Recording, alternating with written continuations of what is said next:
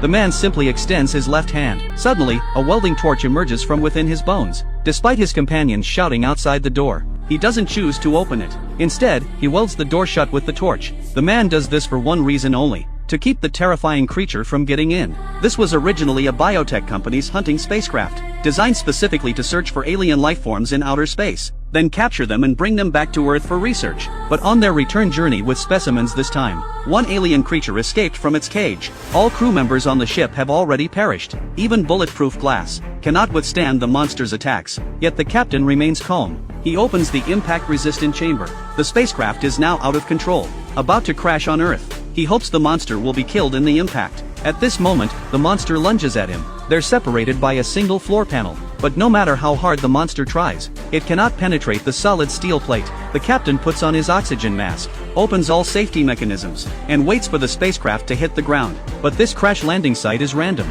It doesn't land at the biotech company that owns the ship, but rather at another company that researches synthetic humans. People on Earth don't know what's happening yet. Watching the falling spacecraft, they're stunned. Soon the spacecraft crashes into a building and stops. Search and rescue team members quickly mobilize. Their job is to find survivors. The rescue team enters the spacecraft interior. Team members spread out. That's when Carl and John discover the specimen storage. Looking at the bizarre creatures in the containment tanks, both men feel terrified. The corpses on the ground don't look like normal deaths either. Just as they try to contact other team members, a bug crawls into Carl's collar. Before he can react, they hear a loud crash. The creatures in the containment tanks, startled, keep ramming against the glass. The two decide to retreat first, but they've discovered the ship's secret. Jack doesn't want to let them leave. The two try to identify themselves as rescue team members, but it's no use. Jack doesn't want to kill them. He just needs to wait for his company's rescue to arrive, then have them sign a non-disclosure agreement. Besides, he's still not sure whether that monster was killed in the crash or not.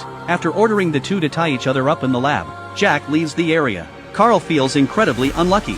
Just as he's complaining to John, something crawls onto his face, but with his hands tied so tightly, there's no way to break free now. John is terrified too at this moment. He sees what the bug looks like.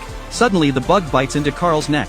His entire body is rapidly drained dry. John hopes the bug will spare him now that it's fed, but another bug drops onto his head, burrowing into his clothes. Soon John is killed by the bug too.